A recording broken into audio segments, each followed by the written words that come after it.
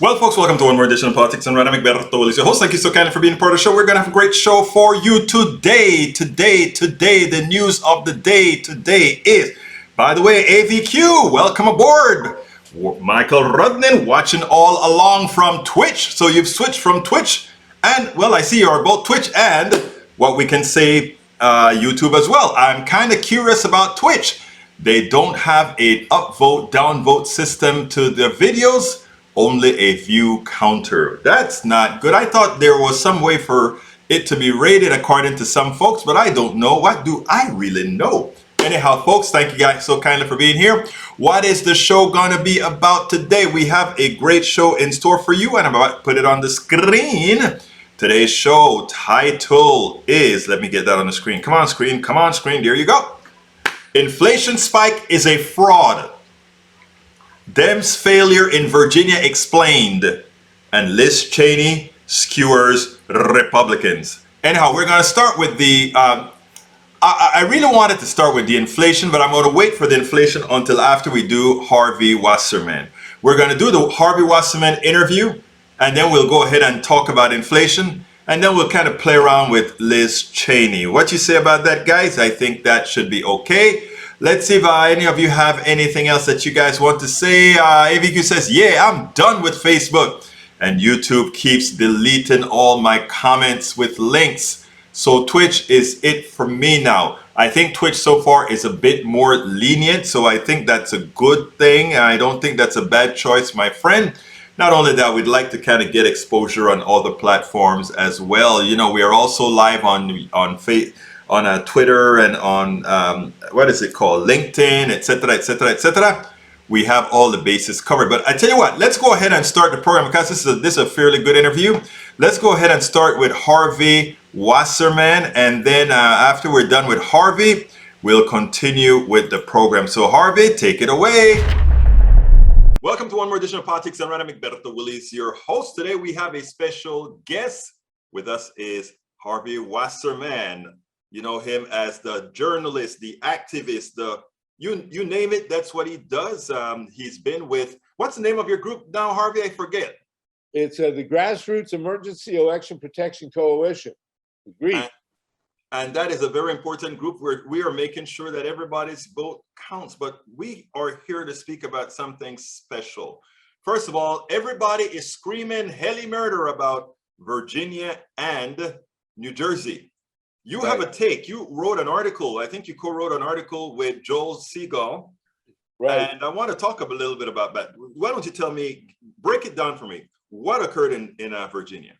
Well, the article is at Reader Supported News, rsn.org.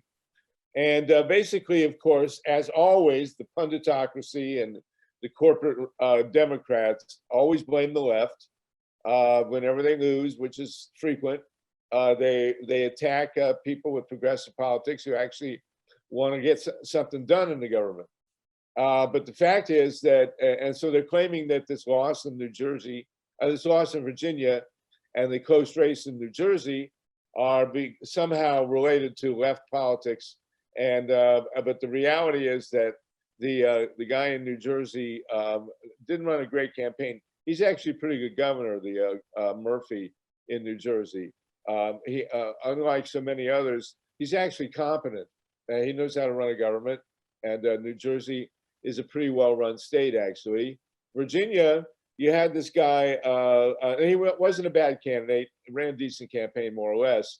The guy in Virginia, a complete loser, Terry McAuliffe, longtime functionary, just a Clinton inside player, and ran a miserable campaign. And we knew he was going to lose, and we knew he'd blame the left because he didn't get to people. He put all his money into TV advertising, didn't talk about anything substantial, just yapped away about Donald Trump, who wasn't running, and just blew it, just handed the state over to the Republicans. What are your, Harvey, what are your thoughts here? Because what really concerned me, yeah, they try to blame the left, but I mean, he didn't run a very smart campaign. First of all, I don't even think a slip of the tongue would ever state something to the effect of, I don't want parents to have any control in the in their kids' education. Look, we understand what he may have wanted to say, but in his autocratic manner of being in the corporatist world, that's exactly how they talk, isn't it? Yeah, and it's not relevant. I mean, they're playing a game the right wing. They got this critical race theory. They're doing whatever they possibly can to keep race as an issue, and this critical race theory stuff is just completely fabricated nonsense. It has nothing to do with anything except making dividing blacks and whites. That's all it's about. And they have to find a continual manner to keep the race issue hot and divisive. And Terry McAuliffe, didn't point out that the Biden administration got people money. Didn't point out that they've been fighting the virus, which is a nightmare. And didn't point out that they're pushing this. They just got this infrastructure through, which is a miracle to a certain extent. I mean, we have a totally dysfunctional government, and the right wing is moving in there with their guns and their violence and their death threats. People on the left everywhere now are getting death threats on a regular basis. That's what these fascists do. And Terry McAuliffe is, just absolutely rolled over. Didn't talk about good government. Didn't talk about delivering on bread and butter issues. And he let the right wing set the agenda, and he lost. And he also didn't bring people out. I want to stop you right there because you made an important point there. He left it to the devices of the right wing. I wrote a piece and did a video a few days ago after the election where I stated that I'm tired of Democrats just leaving supposedly red counties, red areas, red districts. They just leave it to the devices of the right, as if they are not people who want good policies in these areas as well. I mean, it's mismanagement the way they cede these areas to the Republicans, assuming that they'll just campaign in these big pockets of people they hope are all theirs. Don't you think it's malpractice that you don't realize that the policies that Biden helped the most are the people who most voted against them? Well, I think that, to me, I think that Steve Bannon has people running the Democratic Party. Yes. They clearly the usual talking heads, all these consultants that always lose, that make no sense whatsoever. They are taking the Democratic Party and threw it in the toilet, and no idea. They don't care about winning. All they care about is their salaries. And a lot of these guys get paid commission for the placement of these ridiculous TV ads that waste our money. We won in Georgia. The bottom line is there was a miraculous win in Georgia. Explain. I think in your piece you did some explaining on that. Explain what worked in Georgia that stupidly did not work in New Jersey. Yeah, and Virginia. Virginia. We had a great organizer named Andrea Miller, who Center for Common Ground. Another great organizer, Ray McClendon at the Atlanta NAACP, and they got people on the ground. They went door to door. They sent out postcards. They talked to people. They got people to the polls. The people that we need to win elections, and we won. Joe Biden carried Georgia. It's insane that he carried Georgia. It's a miracle. And then we elected 2 senators from Georgia, a black guy and a Jewish guy in Georgia. I mean, right. I mean, that's the home of the Klan, for God's sakes. And it was done with grassroots campaigning. And the guy in Virginia just took all the money that he got from his corporate buddies and ran stupid TV ads that nobody wants to see, that are annoying, that make you want to vote against the guy. And that's their whole campaign.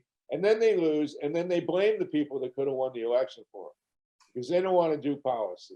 They don't want to do the hard work of getting social justice and saving the environment and dealing with issues like racism.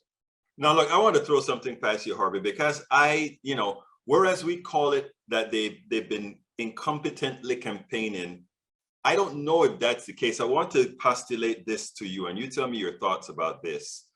I think that we have people in the Democratic Party, and for that matter, in the Republican Party. They don't really give a damn about parties at all. They are just there. The mansions, the cinemas, those that are corporately controlled, are just in particular parties to ensure those particular parties cannot do any damage to their corporatocracy, to the plutocracy, to the oligarchy. Example, why would, let's say, a cinema who was a Green Party woman just wants to hold up a bill? Why would they want to hold back a Build Back Better bill if not to allow maybe a old Democratic senator to die, maybe for some other eventuality that says, okay, we need to put this on the back burner, and not do anything that's going to cause interest, or that cause our people to have to pay a dime more of what they've stolen from the American people? Thoughts? Well, look, Kirsten Sinema, everybody's talking about primarying her. She's not going to run again. She'll be a multimillionaire. Right. She got herself in there. She's obviously getting tons of money from the big pharmaceutical companies and whoever else that she's selling her vote to. I mean, this 50-50 split for Manchin and Sinema is like winning the lottery. Right. Well, they're gonna. Joe Manchin has direct interests in coal, and and in preserving the fossil nuclear economy. And Sinema is taking money directly from the pharmaceutical companies. This is pay to play, and these guys, they won the lottery when the a 50-50 Senate. But then don't you also think that there are a few of those other senators that are hiding behind them that are really not on board? Yeah, probably. But the problem is that we have a government that's purchased. We have a government run by money, and that's the way it is. Now, thankfully, there are people like Bernie Sanders who have principles and who actually believe in things. But Manchin and Sinema, these people are completely callous and calculating, and it's all about the money for them, and they don't care about the rest of us. And of course, whenever they lose, they run terrible campaigns. They don't care about issues. They don't reach out to people, and then they blame the left. Immediately, knee-jerk response all over the court. The bloviating, talkocracy there. Immediately, it's, oh, they went too far left and blah blah blah, and socialism and all this stuff. I mean, the reality is that half the millennials and Zoomers in this country support socialism. The polls show that people are sick of capitalism in many ways, and so we really don't even have capitalism. We have a monopoly situation. There's no Adam Smith, who talked about the invisible hand and free trade, be flipping in his grave. People actually read Adam Smith right there on the beginning of The Wealth of Nations. He talks about how about monopolies can completely game the system, and that's what we have. And so, thankfully, there are people, and the Progressive Caucus is now, the biggest piece of coherent political force in the Congress now, and they know what they're doing and they know what they're about. But it's the rest of these people who are beholden to the corporations who are killing the whole situation. I have a history book coming out about this, Egberto, The People's Spiral of U.S. History. Be ready in January. Hopefully, you and I can talk about it. A question. You had a previous book to an addendum to your first book. That one was released, right? Well, my first book was called Harvey Wasserman's History of the United States. It was published in 1972. It was introduced by Howard Zinn. That's why I got right. And I've been working on history ever since. And this book that's coming out in January is the sum of 50 years of looking at U.S. history. It talks about spirals. Oh, so that's a book that we spoke about before that you're planning to release. I thought it was released this year. Okay, great. I did an earlier take on it, just sort of a draft. It was out last summer, and basically the conclusion was that Bernie saved the world, but I had to kind of revise that. Actually, I don't think it needs revising, because the truth of the matter is, first of all, he moved the party. What used to be far left in the party is just kind of center left in the party these days. Well, Bernie is the new Eisenhower. I mean, Mhm. Exactly. everything Bernie advocates is endorsed by a majority of the American public. It's Exactly. healthcare for all, saving the environment, getting rid of homelessness and poverty. You know, Egberto, with a fraction of the military budget, we could end poverty and homelessness overnight. I mean, it's all there. We could feed everybody in the world. We have technology now. We know how to do agriculture without destroying the environment. We could feed the world, end homelessness and poverty, build our education system with 10% of the military budget. It's obscene, and I got to tell you, I mean, one gripe I've got, I have to hand it to Joe Biden. He did get us out of Afghanistan, finally, not entirely, Right. of course, but we don't have troops on the ground. Of course, the reality is that the domino theory turned out to be true, because the minute that Biden stopped fighting the Taliban in Afghanistan, they came over here and took over Texas. So, that's what really happened here, But the fact is, if Barack Obama had got us out of Afghanistan when he should have, which is immediately after being elected and getting the Nobel Prize. See, I think they gave Obama the Nobel Prize as a bribe to end the war in Afghanistan. I said that at the time that he got it. I did a CNN report where I said exactly that. It was an expectation. Exactly, and it didn't come through. And if Obama had gotten us out of Afghanistan instead of sending more troops there in 2009 and 10, Donald Trump would never have been elected president. Never, because people were angry, and rightfully so, that we were still in Afghanistan. And then so Biden finally had to do it, and of course they railed at him for it, but he did the right thing. Everybody says he could have done better. Okay, he could have done better, but could have done worse too. The fact is that we don't have troops there anymore. We are bombing them, still killing people with drones. But that's hopefully we on the left, we have to make a major turning point out of that and have no more wars. I mean, since World War II, we've had Korea, Vietnam, Central America, Iraq, Afghanistan. What good is it? Oh wait, you're missing quite a few, brother. Yeah, you're missing I know. quite. Hey, what's wrong with you? Are you for Grenada is a country too?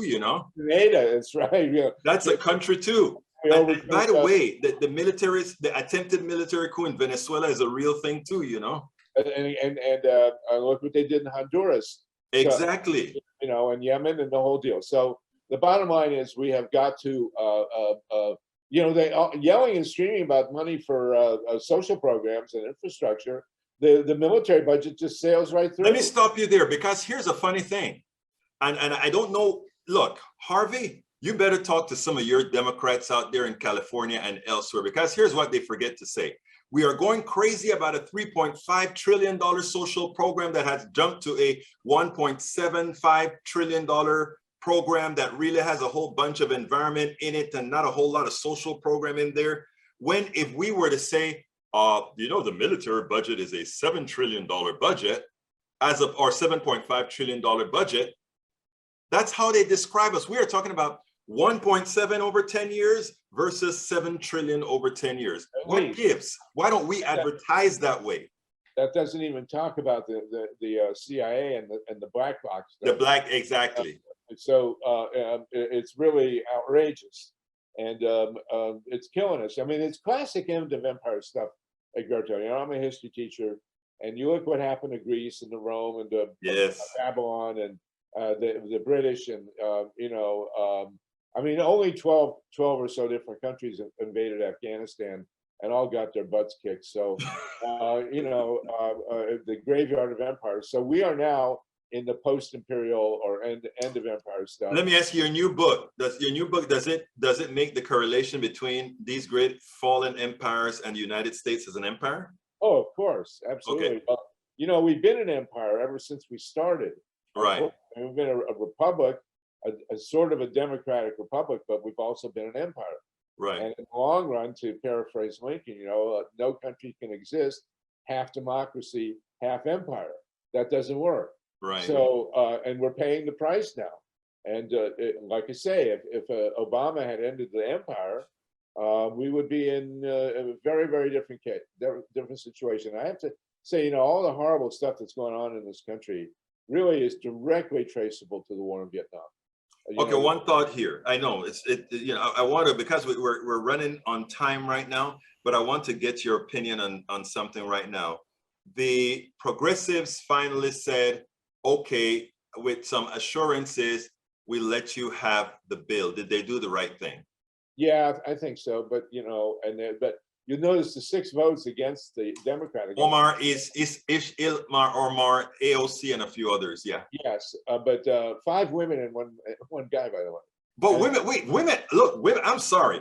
The core of our party right now, or of the Democratic Party, I should say, right now, are women. These are young women. The number one theme in my history of coming, the People's Spiral Years history, is that yes, we're transitioning away from empire. We have no choice. The 21st century will not be the American century. But the most critical transition going on in the world today is the transfer of power from men to women.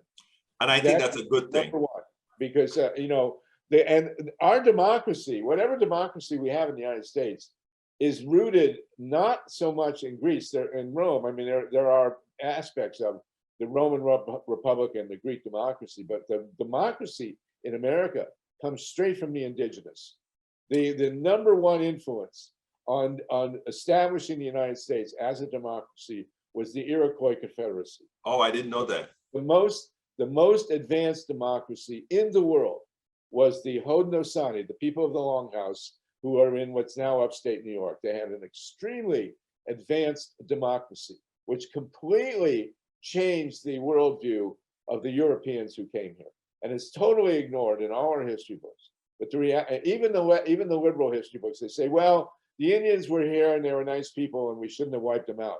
The Indians were here and they were brilliant and they had a tremendously advanced civilization and they were based in democracy, and whatever democracy the United States had came directly from the Haudenosaunee in upstate New York through Benjamin Franklin and Thomas Paine.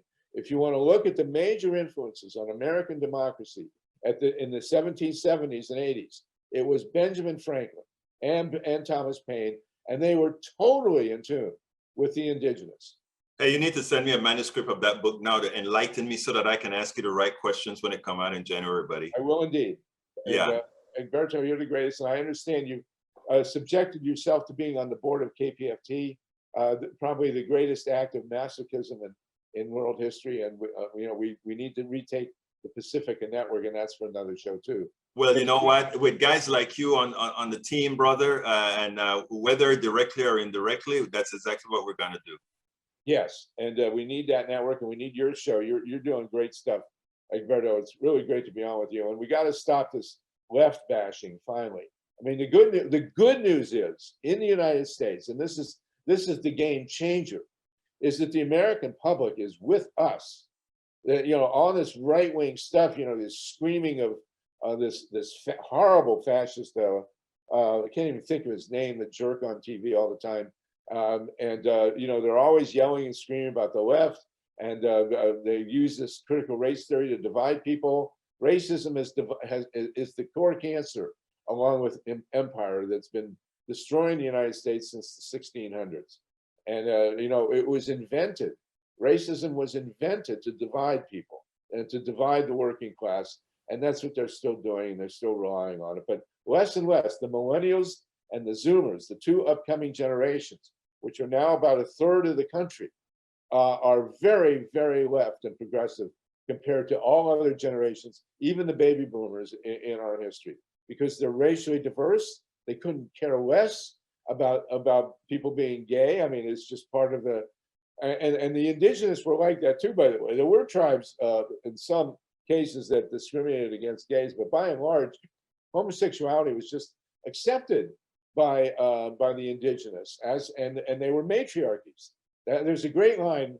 There's a documentary about the Haudenosaunee, the Iroquois, who were extremely advanced, as I said, and they were run by the women ran the tribes, but they let the men be the chiefs. And so in this documentary, a matriarch from the indigenous Haudenosaunee was asked, why is it that if the women run the tribe, why are the men the chiefs? And she said, well, it gives them something to do and it makes them feel important. So that's where we're at now. If you'll notice, of all the countries in the world dealing with the COVID, the countries run by women uniformly did better than the countries run by men. Oh, wow. It's almost like you're mimicking some of the stuff that we've spoken about, how powerful the countries run by women, from Angela Merkel, who became the de facto leader of the world under Trump, to others. That is so true. But Harvey, we got to cut it here. Look, it's always great talking to a guy of your stature, your honor, your knowledge. I mean, I can't wait to get your manuscript, because there's a hell of a lot I need to learn from stuff that I'm pretty sure is in that book. Harvey Wasserman, activist extraordinaire, Pacifica Network, long timer. Join us on our Zoom calls at Grassroots Emergency Election Protection Coalition. Egberto, we'd love to have you on anytime you want to come on. Thank you so kindly. Harvey Wasserman, you have a great rest of your day. You too, bro. Thank you. Take care. I hope you guys enjoyed that. Well, that was Harvey Wasserman. You guys look him up on Wikipedia. He has a long history in the activist community, the journalist community, etc., etc., etc. Folks, thank you so kindly for being here. If you are on YouTube, please give us a thumbs up. Let's go ahead and get those numbers rolling. If you are on YouTube, give us that good old like. On Twitter, remember to go ahead and follow Egberto Willies at Egberto Willies. I want to welcome my dear brothers and sisters in. Let's see. Let me get kind of from the top. Welcome aboard AVQ, Rose Williams, Daniel Ledo. How are you guys doing? Patricia E. Forker, Lee Grant. Welcome aboard. Yvette Avery Herod says, afternoon, PDR Posse. And AVQ has a lot of stuff he wants me to put out. And of course, we are in the presence of Petition Queen, also known as Linda, of the Independent Voters of America. I think that's the name of the group. Let's see who else. Norman Reynolds says, hey, Berto, when you say, why don't we Democrats say which media is equivalent to the corporate and conservative media, who should push the meme? Progressives are unrealistic in this way. I got you covered. I got you covered. Let's see what else we have here. I think AVQ wants me to put something on the screen for fun. Let me make sure you're not going to get me in trouble. The U.S. Constitution owes the notion of democracy to the Iroquois tribes, including freedom of religion, freedom of speech, and separation of powers. I think I can put that on the screen without getting into trouble. You never now and then some of you guys get me into trouble, and I can't have that. There it is on the screen for you, AVQ. I said, when we got new equipment, we'll be able to do all of this again. And guess what? We can't do it again like if we are in Houston, but we are coming to you out of Washington, D.C. Anyhow, folks, great having you here with us. Please, again, go ahead and give us that uptick. Give us that uptick. What else have we got here? Let's get back to the other screen. And what else have we got here?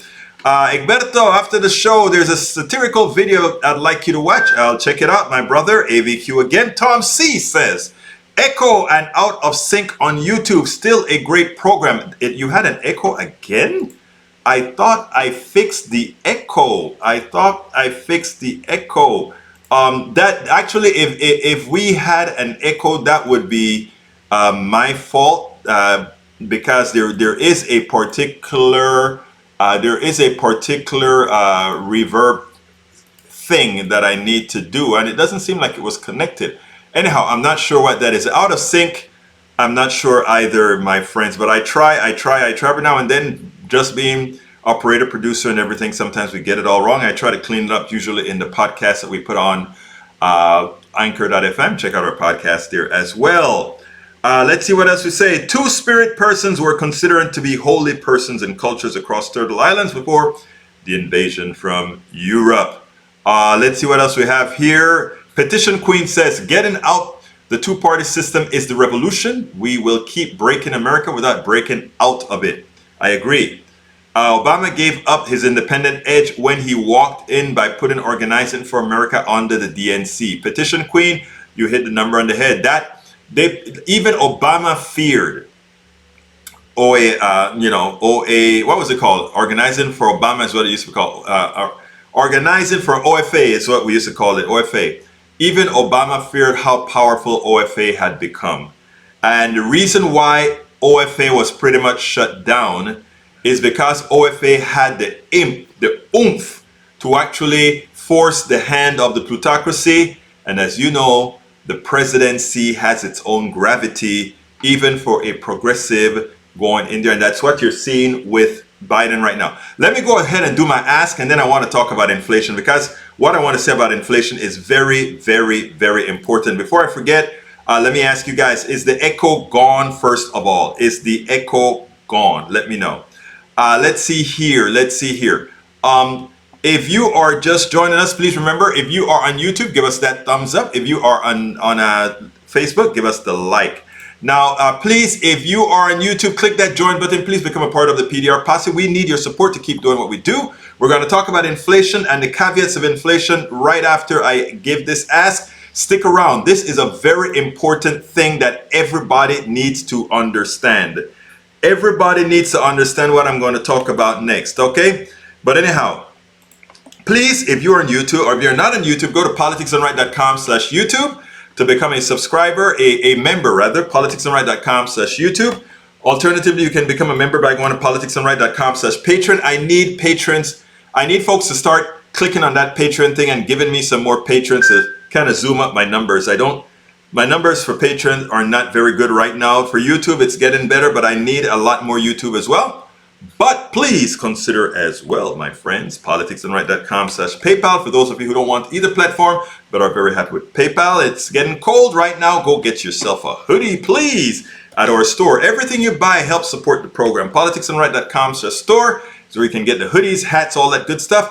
And my books, I promise you, you will leave more enlightened with the books. And the good thing about it, you get a chance to talk directly to the author. You disagree with something that I put in the book, hey, Berto, what the hell are you saying? I want to talk to you about this that you have in the book. You're right, AVQ.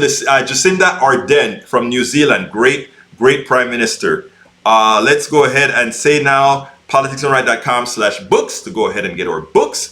And if you want to find out all the different ways in which you can support us, politicsandright.com/support. Politicsandright.com/support. We're a little bit behind in support for this month because of all the trials and tribulations that we went through. So I want you guys to make a special effort. I ask you so kindly to support us. We need as much support as you can to keep this stuff going, to keep this thing hot. Let's go ahead and get busy about talking about inflation. All right, look. I got up to the news this morning, like most of you did. And what did we hear? Oh, inflation is not going down. In fact, it is going up. Biden, what are you going to do about it? How dare you, Biden? And there's a chart. That inflation charts look horrendous. Look at that straight line up. For this month, 6.2, it's on an annualized rate this month of 6.2%. It doesn't mean that inflation for the whole year is 6.2%. It means the prices in the month of September, or rather October, went up at an annualized rate of 6.2%, which in effect was something like 0.9% or something like that, which gave an annualized rate when you give the composite rates from January to now, add into what the other inflation is, which means we may come out with an inflation rate at the end of the year of 5 to 6% total. Okay? Probably less. And everybody's screaming at the administration. It's your policies that's creating this. And people forget a very important concept. A very important concept relative to inflation. Many want you to believe that this is something government can control, right? Government has control of inflation to some extent, a little bit right. But let me tell you, most of the issue here is corporate, private sector doing. There's nothing magical about inflation. Nothing magical about it. Inflation just means the price of a product is more than it was the day before, the month before, the week before, etc. That's all it means. Nothing more, nothing less. And the question you have to ask is why? When you get inflation, it usually means there are too many people chasing too little goods, right? That's what it means. Too little amount of people chasing the goods. It also means that you don't have pricing power. In other words, gasoline a few months ago was $2. Now, because more people are driving, the oil company said we can sucker these fools and we can charge them more. And because the pandemic is over and they want to go more places, we can charge them whatever we want, whatever the market will bear. We, as American citizens, could control gas prices tomorrow. The same way we have most employers by the pelotas right now, we could do it to the owners of gas stations, etc. Here's the deal. They know more people want to drive. So what they're saying, is, if more people want to drive and they see they see the price of gas going from $3.50 to $3.75, they're going to say, it's 25 cents more, I'll go ahead and pay it. If they find the eggs that, remember, nothing changed in the economy when it comes to things like eggs and growing products locally. I want you guys to understand this very importantly. Gasoline, there's no reason for the gasoline prices to be higher, even with increased demand, given that we do not have a supply problem. There is however much oil we really wanted to extract now, we could. The plutocracy decided to corner the market. We pump less gasoline, the price goes up, and we have even more product for the future. Because as price go up, people buy a little bit less. They create a false sense of scarcity. You know that extra egg, that extra price in the egg? Ask yourself, what's the supply chain of the egg? It has nothing to do with the eggs, the supply chain that you have all those ships in the port of California and all these other places. It's a fraud. It is a fraud on America.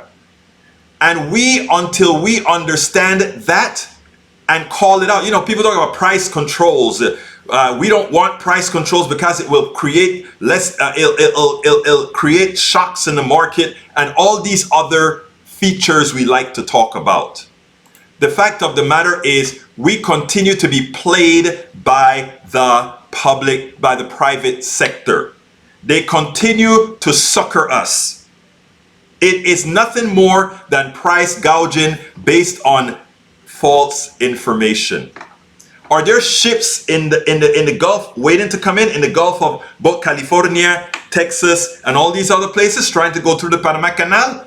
Are there shortages? Yes. I'm going to tell you what there's an important thing that I wrote on Twitter today that I hope I can find it right now on Twitter, because we need to understand where the problem is. In effect, the private sector screwed up.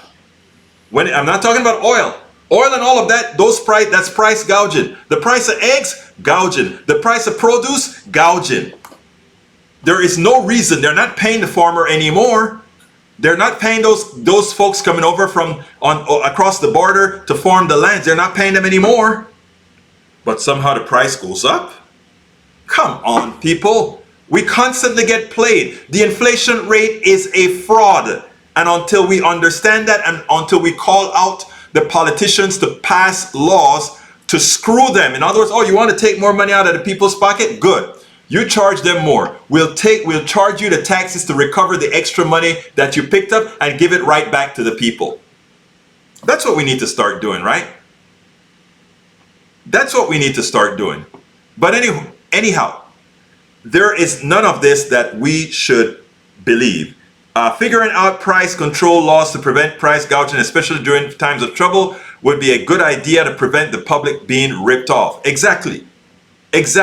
This is thuggery to the nth degree that we have to really start to solve. So the other concept that I want to articulate about this inflation thing is, if we buy into that narrative, if we let people believe, remember the supply chain are two parts, right? There's a supply chain that comes from overseas. You're buying your pots and pans from China. You're buying your cloth and all of that from China. All those things. Yeah, okay. Those things are going to be higher in price because of the mistake made by the private sector. Okay, how did they make a mistake?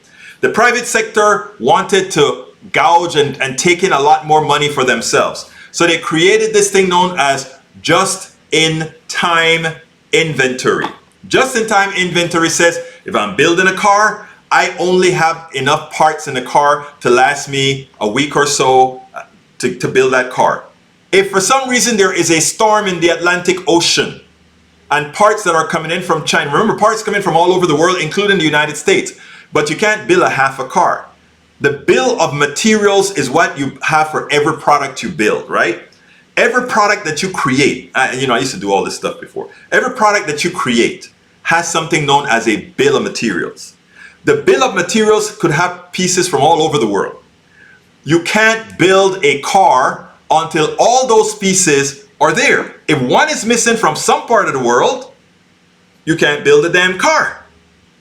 What just-in-time inventory does is it says we're going to assume that we can have all these parts without restrictions all the time. In the olden days, they had inventory for 2-3 months so that they could have this stuff and mitigate for those problems. Not anymore, because the businessmen said, you know what? We can save money by not having all those things in stock and have to pay taxes on. I mean, it's ridiculous what goes on. So that's the first thing. The second thing they did is forecasting. Oh, the private sector is so efficient. Let this mythical market take over. The mythical market is going to do it all. The mythical market can figure out supply and demand. There's no damn market. It is in fact mythical. Markets are driven by a whole bunch of people with the guys at the top, and they kind of come to conclusions what they want to do. Period. If it really were run in a sensible manner, they would always have an excess of supply that they know is the standard, so that we could actually mitigate inflation of any sort for the things of basic need. The inflation thing is a racket. It is a racket for two reasons, and right now it's a racket for two things. It's a racket to play it up. We are going to try to build prices as high as we can so that Build Back Better, there will be an excuse to say we can't pump any more money into the economy because the economy is already overheated. But it's a lie. The economy is overheated. We can't, people don't want to get jobs. How the hell can you get a job if you can't find daycare, if you're not paying somebody enough or giving a stipend so that they can get daycare for their kid so that they can then go to work? That's what Build Back Better does, right? So I want you all to listen to everything they say on TV today about that 6.1% inflation rate and understand the inflation rate is nothing more than higher prices that were allocated by the powers that have the ability to assign pricing. You don't have pricing power.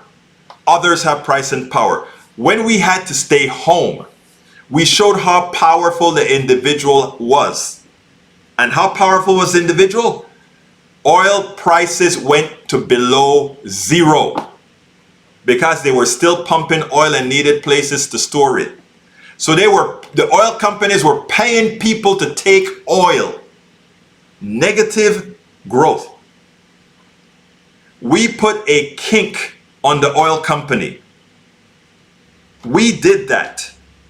The skies got bluer in China, in Beijing, in Paris, in Copenhagen, in New York. Everywhere the skies turned blue.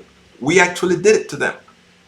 If we were to say as ourselves, we're going to stop that. Correct, Egberto, given JIT resourcing, the supply chain issue was screwed due to COVID, and it was known for last year. Corporations are now gouging to protect their bottom line. They cannot deliver due to constrained production on their end. Exactly. It has nothing to do with Biden. It's a private sector screw up. And Biden doesn't have the pelotas right now to go out there and say, don't blame me. You guys want the private sector in charge of everything. Well, watch the private sector screw things up now. The government likes to have a lot of supply. Look at all the military crap we have that we're gonna never ever use, but we have it if we need it. The private sector doesn't operate that way. The private sector wants to do its thing to make profit, and when they screw up, they run to the government and say, government, could you please help us now? Wait a minute, we thought you wanted to do it on your own. We thought government was inefficient. Turns out, what makes private sector efficient is they know they can rely on government. It goes to the format. When pharma comes with a drug, it is first developed by a university. The university proves the viability of the chemicals, and then the private sector says, oh, that looks like it may work. Let's go ahead and take it now. They don't take risks. They're socialists. They are the socialists, right? They don't take risks. The social fabric of America take risks for the private sector, and the private sector then profits off of us. And now inflation is an increased profit on us.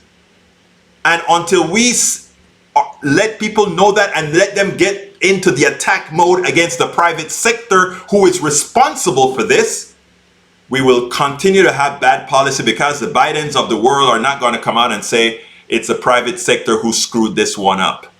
As they always do. They screwed it up with the financial sector. They've screwed it up with the supply chain. They screwed it up with just about everything they touch, because their sole purpose is to make money. They screw it up on medicine. They screw it up everywhere. And then they like to say it's government's the problem. It's government. It's never, ever, hardly government unless it's government under the tutelage of the private sector. Let's not ever forget that. Government under the tutelage of the private sector is always the problem.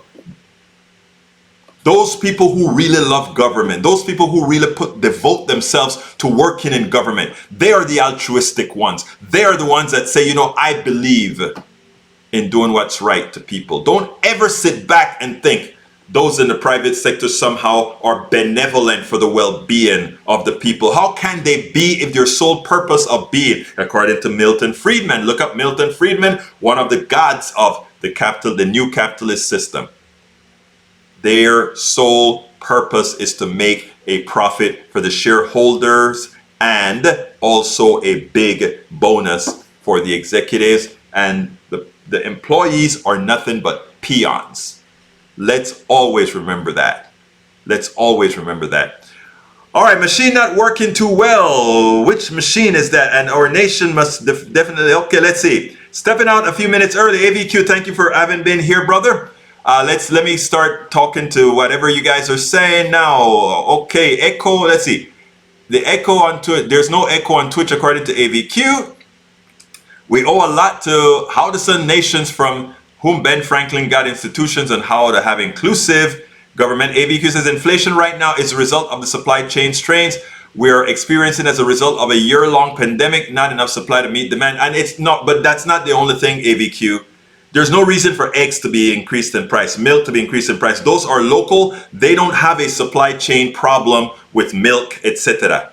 That is gouging. AVQ says inflation from price gouging is a secondary cause. Yes. I said for the things of immediate need, it's the primary cause. Eggs, there's nothing that changed in eggs now than with whether there's a supply chain problem or not. We don't manufacture eggs with pieces from China. Okay, let's see. We manufacture eggs from the bowel, from the womb of a chicken. Let's see what else we have here. They accepted the, let's see what coming down.